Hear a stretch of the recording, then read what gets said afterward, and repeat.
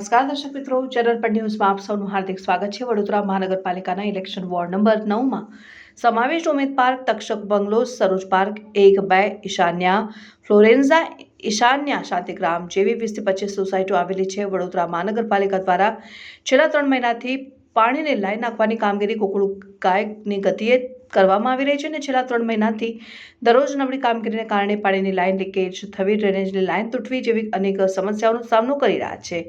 ખરાબ રસ્તાને કારણે વિસ્તારમાં દર્દીઓને લાવવા લઈ જવાની એમ્બ્યુલન્સ, ફાયર બ્રિગેડ, નાના બાળકોને સ્કૂલે લઈ જવા લાવવા પણ મુશ્કેલ બને છે। ત્યારે આજરોજ સ્થાનિક મહિલાઓ દ્વારા ચૂંટાયેલ પ્રતિનિધિ, કોર્પોરેટરો તેમજ ધારાસભ્યશ્રીઓનું સામે વિરોધ પ્રદર્શન કર્યું। જો જલ્દીથી નિકાલ કરવામાં નહીં આવે તો આગામી દિવસોમાં ધરણા કરવાની ચીમકી ઉચ્ચારી હતી।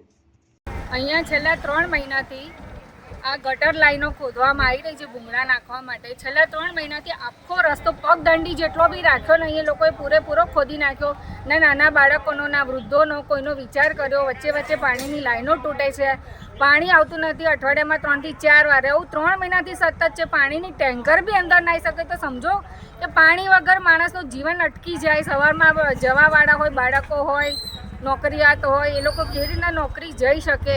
અને ગરડા માણસને જો કોઈ હોસ્પિટલમાં શિફ્ટ કરવાનો આવ્યો તો અંદર જે ચાલીને ના આવી શકાતું હોય તો સાધન તો અંદર આવી શકે નહીં, અમને બહાર બી કેવી રીતના લઈ જવા? એ કેટલી બધી તકલીફો છે અને આ 3 મહિનાથી સતત આ કામગીરીથી છે। અમે કોઈ એની દેખરેખ નથી, કોઈ અધિકારીની, અને એમને કોન્ટ્રાક્ટરો એમની રીતે કામ કરી જાય છે। અંદર માથાકૂટો કરે છે, કામ અટકાવી દે છે, અંદર માથાકૂટો કરીને કામ અટકાવે છે। એ કામ એમની રીતે અટકાવે છે, એમાં પબ્લિકને વારે ઘડી તકલીફ પડે છે। આ બહુ ભયંકર પરિસ્થિતિ છે। કોઈ સત્તાધિકારીઓ જવાબદારી લેવા તૈયાર નથી તો પબ્લિક ક્યાં જાય? એમને છૂટેલા મતોનો અત્યારે એમને હક લેવાનો, એમની જે ફરજો જે અધિકારીઓ ચૂકી ગયા છે, અમારે જે મતનો અમારે જે લાભ થવો જોઈએ આપ્યાનો, એ કોઈ અત્યાર સુધી મળ્યો નથી। અને વારે ઘડી આ રીતે કામ કર્યા કરે તો અમારે એને અહીંયા આગળ કોને જવાબદાર ઠેરવવા? કાલે ઉઠીને કોઈને સ્પાઇનમાં તકલીફ આવી, કોઈના હાડકાં ભાગી ગયા, કોઈ છોકરું અંદર પડી ગયું ખોદેલા ખાડામાં, તો એની જવાબદારી કોણ લેશે? કોઈ મોટી દુર્ઘટના ઘટી ગઈ તો બી શું અહીંયા પાઇપલાઇન ગેસ હજુ સતત એ લોકો કહી રહ્યા કે આના પછી ફરી ખોદવાના છે, આના પછી પાઇપલાઇન ગેસ આના ખોદવાના, તો શું 12 મહિનામાં અમારે 8 મહિના આ રીતે જ કાઢવાના છે? તો પછી અહીંયા આગળ અમારે ઘરો લીધેલા મતલબ શું? કોર્પોરેશનમાં અમારે જે પ્રોપર્ટી ટેક્સ છે, વાહન ટેક્સ ભરીએ છીએ, રોડ ટેક્સ ભરીએ છીએ, આપણે ટેક્સનો મતલબ શું છે? જો અમને અમારી સેવાઓ જ ના મળી રહેતી હોય ટેક્સના ભર્યાના, તો આ બધા ટેક્સો અમારે ભરવાની ઈચ્છા નથી। હું તો કહું છું લાઇટ બિલ બી અમારે ભરવાની તૈયારી નથી જ્યાં સુધી અમારે કોઈ પણ અમને કામ ના મળે પૂરતું।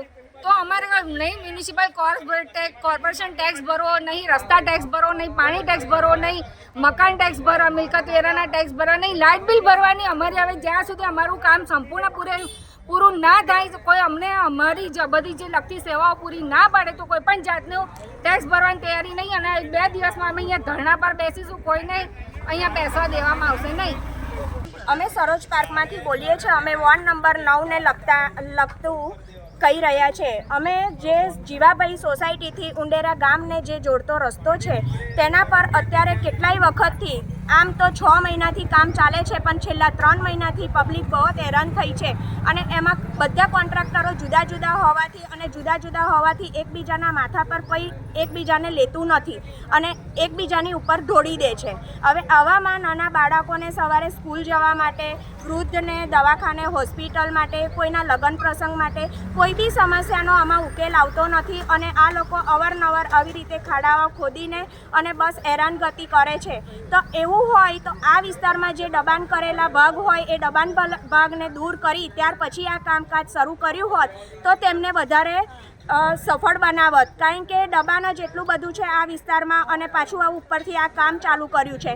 આવામાં પાણીની પાઇપો તૂટી જતાં અવર જવર લોકોને બહુ જ નુકસાન થાય છે। ઘણા પડી જાય છે, પડી જવાથી હોસ્પિટલ જવા માટે એમ્બ્યુલન્સ બી અંદર આવી શકતી નથી અને આના લીધે આવી પાઇપો તોડવાના લીધે અમારા સરોજ પાર્કમાંથી તેથી આટલા બધા વિસ્તારમાં પાણીની ખૂબ તકલીફ પડે છે કે જેથી અમે ટેન્કર બી મંગાવી નથી શકતા અને અમને પાણી બી નથી મળતું. 4 દિવસ સુધી પાણી ના મળે એટલે માણસની કેવી હાલત થાય એ અત્યારે જે વિસ્તારમાં થતું હશે એ લોકો જાણતા હશે. તમે તો આ વિસ્તારમાં વોટ લેવા માટે આવો છો અને અમે તમને પબ્લિક આ વોટથી ચૂંટાઈને તમને આ પોઝિશન પર બેહાડ્યા છે, તો તમારી એટલી તો જવાબદારી બને છે કે તમે આ વિસ્તારમાં આવો અને આ વિસ્તારની મુલાકાત લો તો તમને ખબર પડે કે કેવી રીતે. અને હવે અવારનવાર જે વિસ્તારમાં ચૂંટણી આવતા આ વિસ્તારના જેમ મતાધિકારો હોય તે આ વિસ્તારમાં આવતા પહેલાં વિચારી લેજો કે આ વિસ્તારમાંથી તેમને અત્યારે અમને જે સહાય નહીં મળે તો આવતા વખતે તમારે આવવું ભારે પડી જશે આ વિસ્તારમાં. એટલે હવે તમારે જે વિચારવું હોય એ આવીને, અને જો હવે તમે નહીં આવી શકો તો અમે હવે 2 દિવસમાં આ ધરણા પર બેસીશું આ જગ્યાએ. તે વખતે તમારે અચૂક અહીંયા આવવું પડશે અને અમે આગળનું કામકાજ અટકાવી દઈશું. વડોદરા મહાનગરપાલિકાના ઇલેક્શન વોર્ડ નંબર 9 અને એમાં પણ ઉંદેરા પેટ્રોલ પંપથી લઈ સરોજ પાર્ક, ઉમેદ પાર્ક, તક્ષ બંગલો, ઈશાન્યા ફ્લોરેન્ઝા, ઈશાન્યા શાંતિગ્રામ જેવી અનેક સોસાયટીઓ અહીંયા આવેલી છે. અહીંયા છેલ્લા 3 મહિનાથી વિકાસની એક હરોળ ચાલી છે, પણ વિકાસ ગાંડો થયો છે. તમે જોઈ શકો છો કે વિકાસના નામે પાણીની લાઈન નખાઈ 3 મહિના થઈ ગયા. આજે 3 મહિના થઈ ગયા તેમ છતાં પણ હજુ પાણીની લાઈન નખાઈ નથી અને લોકો ત્રાહિમામ પોકારી ગયા છે. રોજ ઉઠે છે ને રોજ એક પાણીની લાઈન તૂટે છે, રોજ કંઈક ને કંઈક ડ્રેનેજની લાઈન તૂટે છે ને વારંવાર સમસ્યાઓનો સામનો કરવો પડે છે. અહીંના ચૂંટાયેલા પ્રતિનિધિઓને પણ અહીંના સ્થાનિક લોકોએ વારંવાર રજૂઆત કરી, તેમ છતાં કોઈપણ પ્રકારનું નિરાકરણ આવ્યું નથી. આજે અહીંની મહિલાઓ દ્વારા વિરોધ પ્રદર્શન કરવામાં આવ્યું હતું અને કહેવામાં આવ્યું હતું કે વહેલામાં વહેલી તકે જો આ કામગીરી નહીં કરવામાં આવે તો આગામી દિવસોમાં અહીંયા ધરણા પર પણ બેસીશું. પરંતુ મારે ચૂંટાયેલા પ્રતિનિધિઓ અને વહીવટી પાંખને કહેવું છે કે તમે કરોડો રૂપિયાનું બજેટ જ્યારે અહીંયા ફાળવ્યું છે ત્યારે શાના માટે આટલું બધું ડિલે થાય? આજે કોઈકના ઘરની અંદર સ્વાભાવિક છે કે કોઈકના ઘરની અંદર કોઈ બીમાર હોય, નાના છોકરાઓને અહીંયાથી રોજ લઈ જવાના હોય, એકાદ દિવસ હોય, એક અઠવાડિયું હોય કે એક મહિનો હોય તો લોકો સહન કરી શકે.